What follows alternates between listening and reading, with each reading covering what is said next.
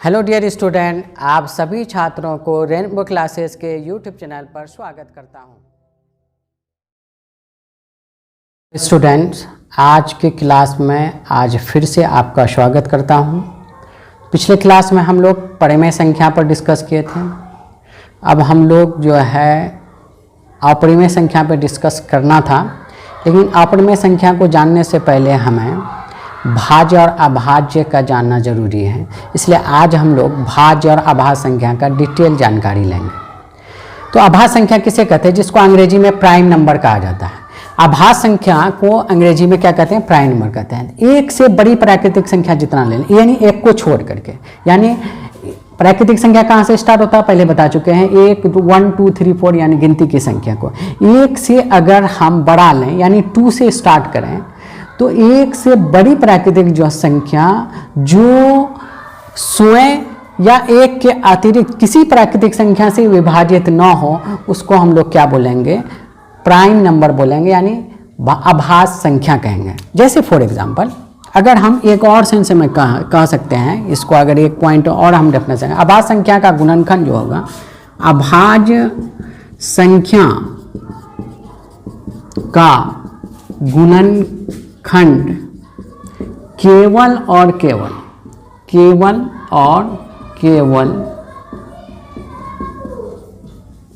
2 होगा। 2 ही होगा इसका गुणनखंड। 2 से ज़्यादा भी नहीं हो सकता और 2 से कम नहीं हो सकता। जैसे फॉर एग्जांपल, अगर हम बात करें 1, हमने क्या कहा डेफिनेशन में? क्या? एक से बड़ी। एक को तो लेना नहीं, इसलिए यह अभाज्य संख्या है नहीं। अगर 2 की बात करें तो 2 को हम 2 से विभाजित कर सकते हैं, या फिर 1 से, क्योंकि 2/1 लिख सकते हैं किसी भी नंबर्स को। तो और इसका गुणनखंड के पॉइंट ऑफ व्यू से अगर देखिएगा तो इसका गुणनखंड सिर्फ 2 है, यानी एक 2 है, 2 का गुणनखंड, और एक 1 है। तो इस तरीके से दोनों डेफिनेशन, दोनों परिभाषा ये सेटिस्फाई करता है, इसलिए ये क्या है? हमारा प्राइम नंबर है, यह अभाज्य संख्या है। उसी प्रकार 3 को देखें, 3 को हम 1 से काट सकते हैं, 1 से विभाजित कर सकते हैं, या फिर 3 से विभाजित कर सकते हैं। इसके अलावा कोई नंबर नहीं है प्राकृतिक संख्या में जिससे हम इसको विभाजित कर सकते हैं, ठीक है, जो कि पूर्ण संख्या में आए। विभाजित तो हम कई संख्या से कर सकते हैं, 2 से भी कर सकते हैं, 4 से कर सकते हैं, लेकिन वैसी संख्या जिसके विभाजित करने से वो पूर्ण संख्या आ जाए, यानी पूर्णांक में आ जाए, ठीक है, वैसा संख्या का विभाजन को देखना है। तो इसलिए यहाँ पे भी देखिए कि गुणनखंड सिर्फ 2 है, 1 और 3, इसीलिए ये क्या है? प्राइम नंबर है। अगर 4 को देखें तो 4 1 से भी विभाजित होता है और 2 से भी विभाजित होता है, और ये 4 से भी विभाजित होता है। इसका मतलब ये डेफिनेशन को इनवैलिड कर रहा है। क्यों? क्योंकि हमने अभाज्य संख्या में क्या कहा? जो तो या तो खुद से विभाजित हो, या फिर उसके अतिरिक्त 1 से विभाजित हो, उसके अलावा किसी चीज़ से विभाजित ना हो, तो ऐसे संख्या को ये हम लोग क्या कहते हैं? अभाज्य संख्या कहते हैं। लेकिन यहाँ पे अगर हम देखें तो ये 4 स्वयं के अतिरिक्त 1 से भी विभाजित है और 2 से विभाजित है, तो इसका मतलब है इसका गुणनखंड जो है हमारा क्या होगा? 2 से ज़्यादा हो गया। तो 4 का गुणनखंड 1 भी हो गया, 4 को 2 से भी हम विभाजित करते, 4 को 4 से विभाजित, तो स्वयं और 1 के अलावा दूसरा भी नंबर से विभाजित हो रहा है, इसीलिए ये क्या हो गया? ये प्राइम नंबर नहीं होगा, ये अभाज्य संख्या नहीं होगा। उसी तरीके से अगर हम 5 पर बात करें, 5 भी या तो 1 से विभाजित कर सकते हैं या 5 से, इसके अलावा किसी और संख्या से विभाजित नहीं करते हैं। इसका मतलब गुणनखंड केवल 2 ही है, इसीलिए इसको हम अभाज्य संख्या बोल सकते हैं। लेकिन 6 को अगर बात करेंगे तो ये 1 से भी विभाजित हो रहा है, ये 2 से भी विभाजित हो रहा है, ये 3 से भी विभाजित हो रहा है, और ये 6 से विभाजित हो रहा है।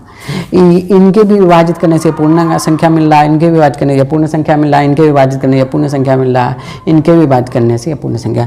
तो स्वयं के अलावा, स्वयं और 1 के अलावा आपको क्या है? 2 और 3 से विभाजित है, इसीलिए ये परिमेय संख्या नहीं है, ठीक है। आगे अगर हम जानें तो 7 को देखें अगर हम, तो 7 भी अगर देखें तो 1 और 7 से ही विभाजित हो रहा है, यानी स्वयं और उसके अतिरिक्त 1, इसके अलावा और किसी से विभाजित नहीं, इसीलिए ये क्या है? अभाज्य संख्या है। अगर हम 8 को देखें तो ये 1 से विभाजित है, 2 से विभाजित है, 4 से विभाजित है, 8 से विभाजित है, यानी स्वयं और 1 के अलावा और 2 नंबर से भी ये विभाजित है, इसीलिए ये क्या है? परिमेय संख्या नहीं है।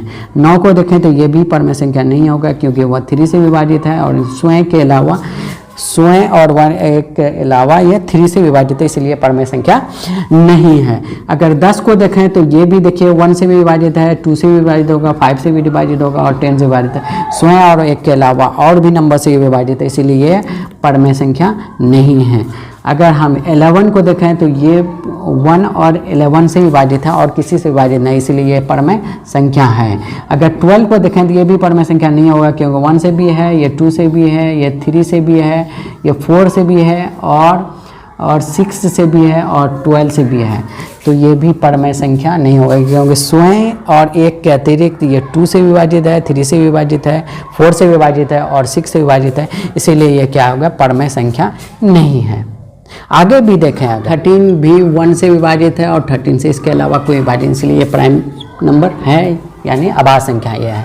अगर 14 की बात करें तो ये 2 से भी विभाजित है और 1 से भी विभाजित है और ये 3 से नहीं है, 4 से 7 से है और 14 से, यानी स्वयं और 1 के अलावा भी ये 2 और 7 से विभाजित है, इसीलिए भाज्य संख्या नहीं है।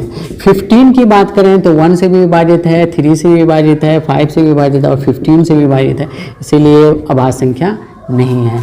16 की बात करें तो ये 1 से भी विभाजित है, 2 से भी विभाजित है, 8 से भी विभाजित है और ये 16 से भी विभाजित है, तो इसीलिए अभाज्य संख्या नहीं है। इस प्रकार हम लोग अभाज्य संख्या पता कर सकते हैं क्या है। इस तरीके से आप एक लिस्ट बनाइए घर में जाकर के, 1 से 50 तक का लिस्ट बनाइए, उसमें देखिए कि 1 से 10 तक में कितना अभाज्य संख्या है। अगर हम एक सवाल पूछ दें यहाँ पे 1 से 10 तक में अभाज्य संख्या कितना है, तो 1 से 10 तक में अभाज्य संख्या देखिएगा 1 2 3 और कितना हो गया 4, ओनली 4 अभाज्य संख्या होंगे।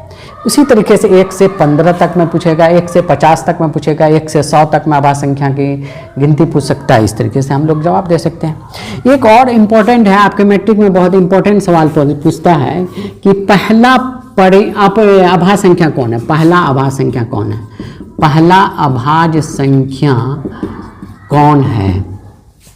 तो एक सवाल है, पहला अभाज्य संख्या यहाँ क्या है, 2 है। और ये भी पूछ सकता है कि पहला सम अभाज्य संख्या कौन है, तो ये भी क्या है, ये सम है, क्योंकि 2 से इसको विभाजित कर सकते हैं। आगे वीडियो में देखेंगे हम डिटेल सम संख्या के बारे में, क्या है, किस तरह से डिफाइन कर सकते हैं। उसी तरीके से अगर कोई पूछ देगा पहला विषम अभाज्य संख्या अगर पूछ देगा तो आप क्या बताओगे, पहला विषम अभाज्य संख्या क्या है, 3 है।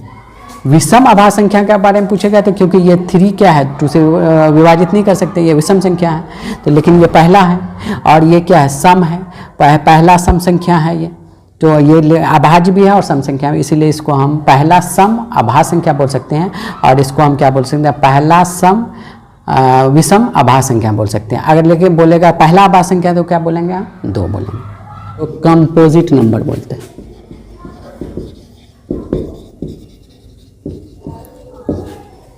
कंपोजिट नंबर का अगर हम परिभाषा दें तो हम आसान भाषा में ये बोल सकते हैं, जो अभाज्य नहीं है वो क्या है, भाज्य संख्या।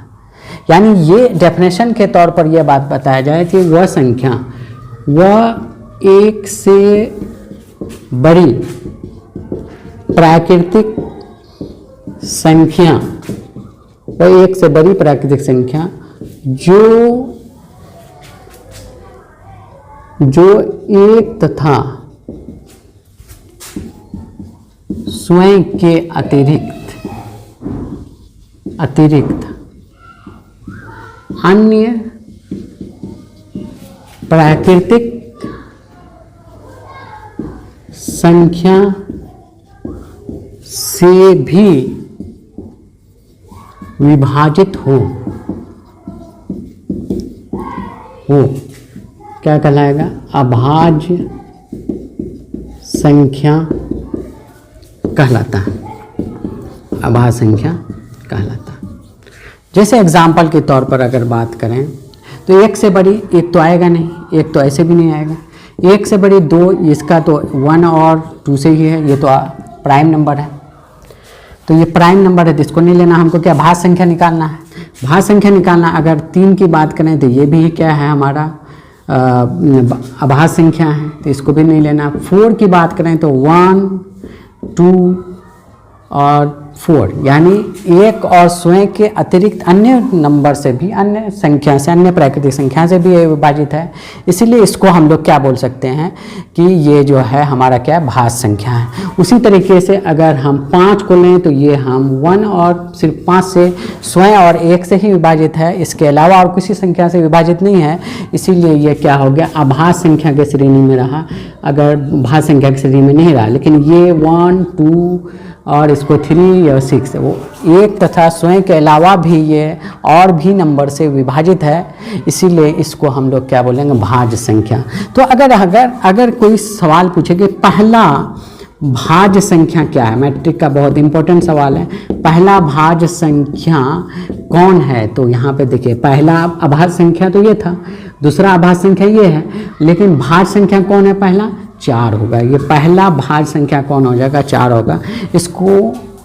इसको एकदम दिमाग में सेट कर लीजिए बाय कॉन्सेप्ट। तो अगर हम एक और डेफिनेशन दे सकते हैं कि अगर गुणनखंड के हिसाब से देखें, तो भाज्य संख्या का जो गुणनखंड होगा 2 से ज़्यादा होगा, 2 से ज़्यादा होगा।